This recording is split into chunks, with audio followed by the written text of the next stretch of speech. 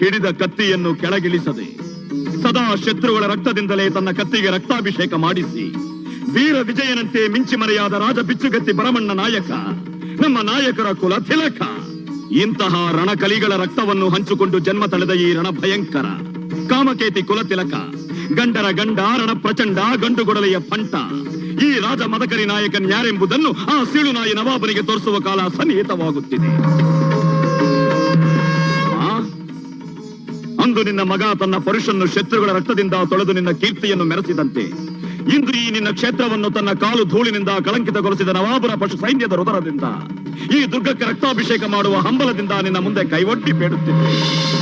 ಚಿತ್ರದುರ್ಗದ ಕೋಟೆಯನ್ನು ಬೆಲ್ಲದಚ್ಚೆಂದು ತಿಳಿದು ಜೊಲ್ಲು ಸುರಿಸುತ್ತಾ ನೋಣ ಇರುವೆ ಕರಿಗೊದ್ದಗಳ ಹಾಗೆ ಹಿಂಡುಗಟ್ಟಿಕೊಂಡು ಬಂದಿರುವವರಿಗೆ ಇದು ಬೆಲ್ಲದಚ್ಚಲ್ಲ,